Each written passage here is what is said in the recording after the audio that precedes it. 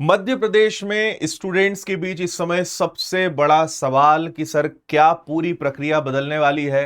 पूरा syllabus change होने वाला है और एमपी पुलिस, मध्य प्रदेश का जो सब इंस्पेक्टर परीक्षा है, पटवारी पुलिस के एग्जाम्स, इसके अलावा शिक्षक के एग्जाम, जितनी भी परीक्षाएं होती हैं, क्या सब कुछ बदलने वाला है। और अब तक जो पढ़ाई करी है क्या सब बेकार चला जाएगा।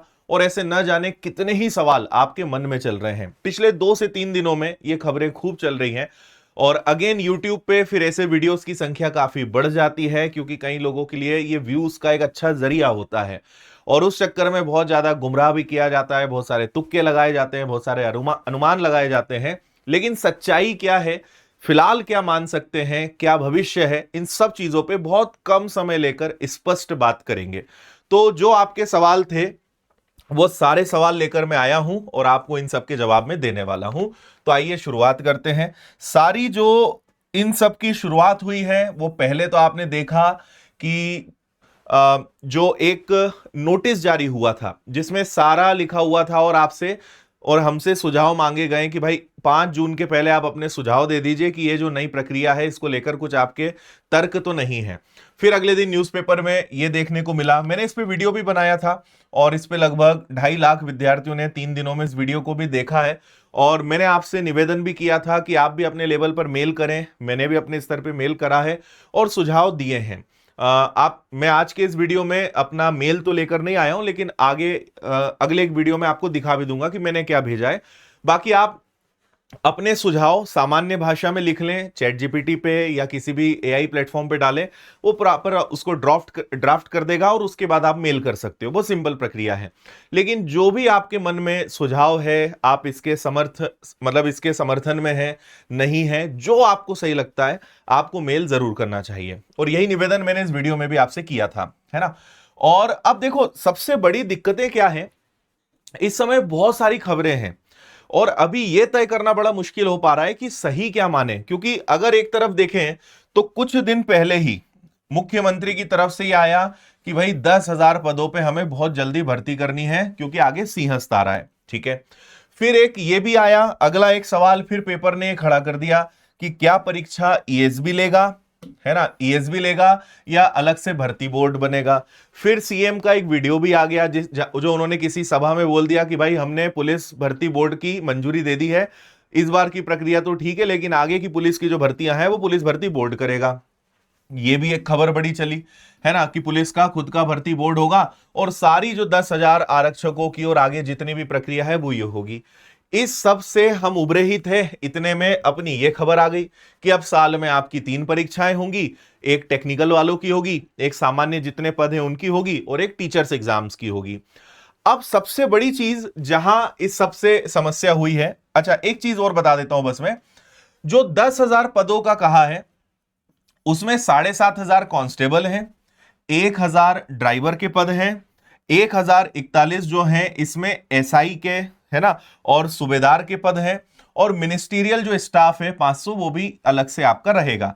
तो आप ये समझो मोटे मोटे तौर पर कि 7,500 कांस्टेबल और लगभग 500 के आसपास सब इंस्पेक्टर सूबेदार के पद आपको दोबारा देखने को मिलेंगे। क्योंकि जिस हिसाब से अभी एमपीएसआई की प्रक्रिया चल रही है, उन्होंने बहुत जल्दी मेंस का रिजल्ट दिया और अभी 5 जून से उनके फिजिकल और इंटरव्यू भी स्टार्ट हो रहे हैं। तो आप ये समझो कि कोई बड़ी बात नहीं कि अगले महीने एमपीएसआई का फाइनल रिजल्ट ही आ जाएगा, 500 लोगों की फाइनल लिस्ट आ जाएगी और उसके 1-2 महीने बाद ही शायद नया नोटिफिकेशन आ जाए कि 500 मध्य प्रदेश सब इंस्पेक्टर की भर्ती फिर नए नियम कायदों के साथ वो आएगी। क्योंकि इस बार का जो नियम कायदा था वो तो उन्हें भी समझ में आ गया कि वो बेकार रहा, तो फिर नए नियमों के साथ वो चीज आ जाएगी। अब बहुत सारे कंफ्यूजन है ना एमपीएसआई में, अब क्या नया आएगा। ठीक है, फिर भर्ती कौन लेगा, ईएसबी लेगा कि आपका पुलिस भर्ती बोर्ड लेगा, इस बार से लेगा कि अगली बार से पुलिस भर्ती बोर्ड लेगा, फिर इस बार पुराने पैटर्न के हिसाब से एग्जाम होगी कि नए पैटर्न के हिसाब से एग्जाम होगी। इन सारे सवालों के कारण स्टूडेंट इस समय बड़ा ही परेशान है ना, और होगा भी क्योंकि हर दिन कुछ नया देखने को मिल रहा है। फिर ये आ गया कि भाई 5 जून 2026 तक आप अपना मेल के माध्यम से फीडबैक दे दो कि आपका इस बारे में क्या सोचना है। अब यहां पर ये जो 2 फोटोज हैं, मैंने इंटरनेट पर मतलब यूट्यूब पे देखा, बहुत सारे लोगों ने इन दोनों को लेकर खूब वीडियो बनाए, खूब व्यूज लिए, है ना, और बच्चों को खूब गुमराह भी किया। बहुत सारी उल्टी सीधी चीजें भी दिमाग में डाल दी, लेकिन जो जवाब सिंपल देना चाहिए, जो बिना किसी घुमा फिरा के दिया जा सकता था, वो मैं आपको बताता हूं। आपको भी पता है कि पुराना ये जो पैटर्न है, मोटे मोटे तौर पे maths, reasoning, GS, science, current affairs, ये सब मिला के आपके टोटल 100 क्वेश्चन होते थे। अब जो नया पेपर होगा, जिसमें जो सामान्य वाला रहने वाला है, इसमें क्या चीज होगी? तो इसमें इन्होंने कहा है कि सामान्य ज्ञान, राष्ट्रीय अंतरराष्ट्रीय समसामयिक, मतलब ये हो गया आपका जीएस। अब जीएस हो गया, फिर यहां पे वापस इन्होंने लिखा मध्य प्रदेश का सामान्य ज्ञान, मध्य प्रदेश का करंट अफेयर्स, राज्य व्यवस्था, ये सारा हो गया। तो एमपीजी के एक सब्जेक्ट हो गया। फिर यहाँ पे मैथ्स आ गया, रीजनिंग आ गया, कंप्यूटर आ गया। तो मैथ्स हो गया, रीजनिंग हो गया, कंप्यूटर हो गया। गद्यांश, व्याकरण, ये भी कई लोगों के लिए बड़ा चिंता का विषय कि क्या अब हम हिंदी पढ़ेंगे, है ना, हिंदी या और भी कोई लैंग्वेज का यहां पे रहेगा। तो ये अब एक नया सिस्टम हो गया। क्वेश्चंस की संख्या इन्होंने 100 रखी है। नेगेटिव मार्किंग आने की भरपूर संभावना है, क्योंकि हर परीक्षा में वो हो रहा है। नेगेटिव मार्किंग इतना बड़ा कोई मुद्दा है नहीं, है ना, सबसे बड़ा मुद्दा आपके लिए यही यहां पर बना हुआ है। अच्छा, फिर एक सवाल इसमें यह खड़ा होता है कि क्या एक ही परीक्षा अगर होगी तो जो 10वीं पास है, जो 12वीं पास है और जो ग्रेजुएशन कंप्लीट कर चुका है, क्या सब लोग एक ही परीक्षा में बैठेंगे? क्या 10वीं पास बच्चा और जिसका ग्रेजुएशन कंप्लीट हो गया है, दोनों का लेवल एक ही रहेगा, दोनों एक ही साथ बैठेंगे? यह भी एक बड़ा सवाल है ना। तो इन सब के कारण बहुत सारे कंफ्यूजन हैं। अब मैं आपको सिंपल सभी चीजों का जवाब देता हूं। पहली बात, ये अभी जो आया है ये प्रस्ताव है, ठीक है। उन्होंने सुझाव मांगे हैं, जैसा मैंने वीडियो में भी बताया था कि जन परामर्श मांगा है कि भाई आपका इस बारे में क्या सोचना है। काफी हद तक उनकी तैयारियां भी हैं कि वो इस नियम को लागू कर देंगे, एक बात। दूसरी बात कि जितना भी गैजेट में उन्होंने सारी जानकारी दी वो पूरी अधूरी है, उसके अंदर सारी डिटेल नहीं है। बहुत हद तक संभावना है कि जब आगे अगर यह नियम पास होता है, तब हमें शायद देखने को मिले कि साल में एक 10वीं स्तर की परीक्षा होगी, एक 12वीं स्तर की परीक्षा होगी, ग्रेजुएशन लेवल की एग्जाम होगी। क्योंकि दिखती बात है कि अगर पटवारी की परीक्षा उन्हें लेनी है या सब इंस्पेक्टर की परीक्षा उन्हें लेनी है, तो 10वीं पास बच्चा उसमें बैठकर करेगा क्या? संभव ही नहीं है उसके लिए। तो बहुत हद तक इस बात की संभावना रहेगी कि 3 लेवल के एग्जाम्स होंगे। सामान्य में भी हो सकते हैं, टेक्निकल में भी हो सकते हैं, टीचर्स एग्जाम्स में भी हो सकता है, लेकिन वहां पे क्राइटेरिया कुछ अलग बन जाए। तो सबसे बड़ी बात यह कि अभी इसका तो जवाब देना ही मुश्किल है, क्योंकि इसके बारे में कोई क्लैरिटी नहीं है। और मेरा पूरा अनुमान है कि कहीं ना कहीं इसके लेवल बनाए जाएंगे, तभी वो चीज हो पाएगी, नहीं तो वो संभव नहीं है। दूसरी बात, जैसे यहां पे कई लोग का यह कहना है कि साइंस ही उड़ा दिया, भाई हमने इतने समय में साइंस पढ़ा। ऐसे कई सारे एग्जाम्स हैं, चाहे एसएससी के हों, रेलवे के हों या दूसरे एग्जाम हो, जिसमें केवल सामान्य ज्ञान लिखाया जाता है, सामान्य ज्ञान और जागरूकता, और उसके अंदर GS, current affairs, static GK और साइंस सब आ जाता है। इस बात का बिल्कुल अनुमान नहीं लगाया जा सकता कि सामान्य ज्ञान अगर लिख दिया है 10वीं स्तर का, तो सामान्य ज्ञान 10वीं स्तर के अंतर्गत साइंस भी माना जाता ही रहा है। तो ये साइंस भी हो सकता है इसके अंदर। तो ऐसा कहना अभी बिल्कुल भी सही नहीं होगा कि साइंस उड़ा दिया, है ना। तो साइंस क्योंकि हटाया जा ही नहीं सकता है, वो तो आपको पढ़ना ही पड़ेगा। तो जीएस अपने आप में साइंस को भी कवर करता है, बहुत सारी परीक्षाओं के नोटिफिकेशंस में वो भी लिखा हुआ होता है ना। तो देखो, मैथ्स तो दोनों में आपका कॉमन है, रीजनिंग कॉमन है, जीएस है, साइंस है, करंट अफेयर्स आप यहां पे पढ़ ही रहे थे। हाँ, हिंदी और लैंग्वेज के या बाकी जो कुछ सब्जेक्ट हैं ये ऐड हो रहे हैं, तो ये जरूर आपको थोड़ा नया पढ़ना पड़ सकता है। पर ओवरऑल मैं आपको अब एक ही बात कहूंगा, जितने भी वीडियोस आपने किसी के भी देखे हों, सारे लोग सिर्फ अपना एक अनुमान लगा रहे हैं कि ऐसा हो सकता है। क्योंकि जब कोई चीज लिखित नहीं होती है तो फिर उसके आगे पूरे अनुमान लगाए जाते हैं कि ऐसा हो जाएगा, तुम्हारे साथ ये कर दिया जाएगा, ये कर दिया जाएगा। मैं फिर कह रहा हूं कि मैं इसके बिल्कुल सपोर्ट में नहीं हूं।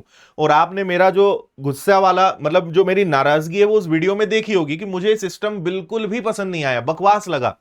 मैं सपोर्ट नहीं कर रहा हूं किसी प्रकार का वीडियो बनाकर, लेकिन मैं आपको बस यह समझाना चाह रहा हूं कि अभी जितनी भी अफवाहें मार्केट में चल रही हैं, ये सिर्फ और सिर्फ अधूरी जानकारियों के आधार पर चल रही है, ताकि व्यूज अच्छे कमाए जा सके। यही मौका होता है मध्य प्रदेश में। और है क्या, जब जानकारी आने के बाद तो कोई वीडियो देखता ही नहीं, जब अधूरी जानकारियां होती हैं वही तो व्यूज का असली शिकार होता है। तो इसीलिए इतने वीडियोस बनाने के पीछे कारण यही है कि इस चक्कर में व्यूज मिल जाएंगे। लेकिन उससे आपके दिमाग में कितना सारा कचरा डाल दिया जाएगा ये आपको भी नहीं पता है। तो मेरी एक सिर्फ यही सलाह है कि पहली बात तो ये सिस्टम अच्छा है नहीं, मैंने आपको उस वीडियो में भी बोला। आपको अब अपने अधिकार के लिए, अपने हक के लिए आगे आके मेल डालना पड़ेगा, अपनी बात पहुंचानी पड़ेगी। और अगर आप इतना भी नहीं कर सकते हैं तो फिर आप उस बात के लिए बिल्कुल समर्थक हो जाएंगे कि भाई हमें इससे कोई दिक्कत नहीं है, तो नहीं है तो भी बढ़िया है। अगर आपको इससे तकलीफ है तो आपको आगे आना पड़ेगा। आप आगे भी ना आओ और केवल कमेंट में विरोध दर्शाओ, इससे कुछ नहीं होगा, आपको ही आगे चल के इसका खामियाजा भुगतना पड़ेगा, है ना। तो अब करें क्या सर, है ना। पहला तो जैसा मैंने कहा, मेल डालो, अपना समर्थन या अपना विरोध वहां दिखाओ कि आपको अगर नहीं पसंद है तो वहां मेल डालो। हो सकता है कि इतने सारे मेल उनके पास जाएं कि उनको ये लगे कि भाई ये बच्चों को पसंद नहीं आ रहा है और अगर ये आया तो आगे दिक्कत हो सकती है, तो हटाओ, जो चल रहा है वही ठीक है। एक संभावना ये है। दूसरी संभावना ये है कि इसको लागू कर दिया जाएगा। जब ये लागू होगा तब इसकी पूरी डिटेल्स आएंगी, और जब डिटेल आएंगी तभी कुछ कहना हमारे लिए, सभी के लिए सही होगा। तब तक के लिए आपको सारे वीडियोस देखना बंद करने पड़ेंगे। कोई कुछ भी डाले कोई मतलब नहीं, मैं आपको बता रहा हूं, क्योंकि जानकारी है कुछ लाइनों में। आप उसके कितने ही वीडियो देख लें, सामने वाला सिर्फ तुक्का मारेगा, अनुमान लगाएगा, आपको और भड़का देगा कि भाई ये हो जाएगा वो हो जाएगा, जबकि अभी है कि नहीं है ये कहा नहीं जा सकता है। तो आपको अभी सिर्फ और सिर्फ एक ही काम करना है, इस बात को समझना पड़ेगा कि सिलेबस ये रहे या ये रहे, 70-80% चीजें वही रहेंगी, आपकी पढ़ाई बेकार नहीं जाएगी। विषय सब वही रहने हैं, प्रक्रिया में बदलाव आएगा वो अलग बात है, लेकिन maths, reasoning, GS, science, current affairs, ये सब तो आना ही आना है। कुछ भी पैटर्न हो जाए ये आएगा। हाँ, मार्किंग सिस्टम कम ज्यादा होगी, जो चेंज होगा वो हम अभी नहीं कह सकते। हो सकता है कि इसको लागू होने में 1 साल लग जाए। आपको याद होगा कि 3 या 4 साल पहले पूरे भारत में सीईटी लागू हो रहा था, 10वीं लेवल, 12वीं लेवल, ग्रेजुएशन लेवल। पिछले 3 साल से उसका पता ही नहीं है, और नहीं तो उन्होंने कहा था कि 2022-23 में तो लागू कर देंगे, एसएससी, रेलवे सब खत्म कर देंगे, एक ही एग्जाम होगा। 3 साल से उसकी कोई बात तक नहीं कर रहा है। सरकार ने उसका अलग से विभाग बनाया था, अलग से लोग बिठा दिए थे, कमेटी बना दी थी, करोड़ों रुपए दे दिए थे, कुछ भी नहीं हुआ, आज तक कुछ नहीं हुआ। तो पता चल रहा है कि उस समय आपने उस चक्कर में बहुत दिमाग खराब कर लिया, बाद में हुआ कुछ नहीं। अभी आपने अपने दिमाग को भ्रष्ट कर लिया इस सब के बारे में सोच सोच के, पता चल रहा है कि 2 साल तक अता पता ही नहीं है। कुछ भी हो सकता है, मध्य प्रदेश है, कुछ भी हो सकता है। हो सकता है कि 4-6 महीने में इसको लेकर कुछ आ जाए।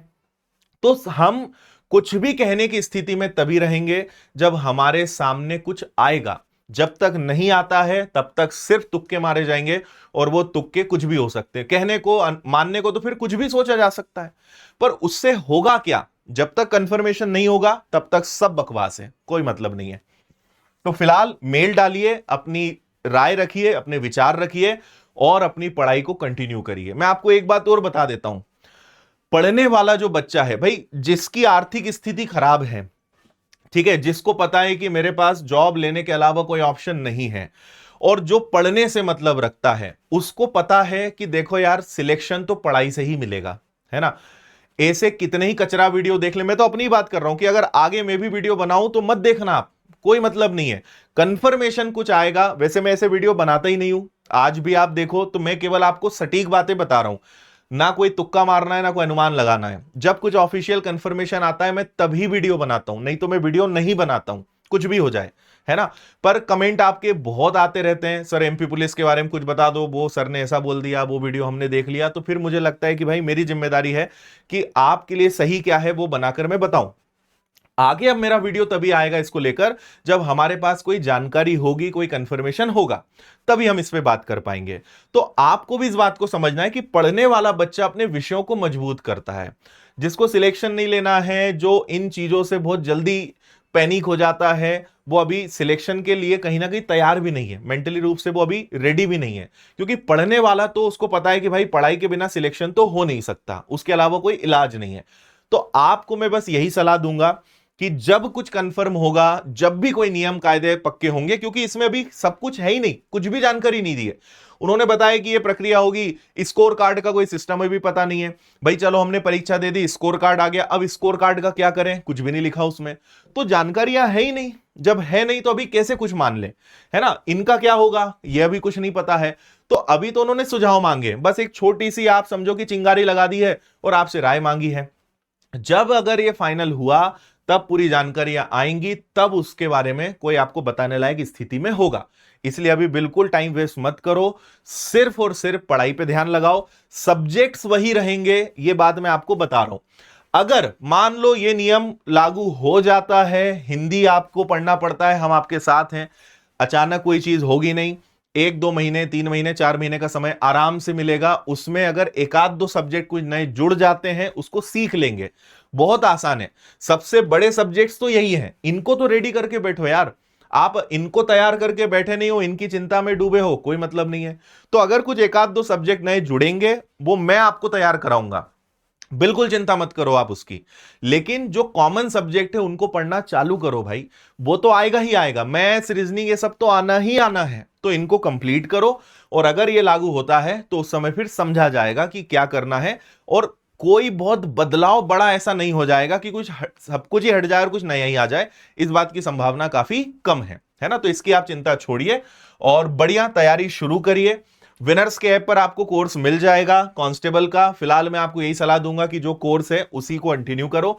अगर आगे मान लो हिंदी आ जाता है, हम आपको इस कोर्स में फ्री ऑफ कॉस्ट हिंदी या जो भी विषय जुड़ते हैं वो हम पढ़ाएंगे, कोई आपको फीस नहीं देनी है।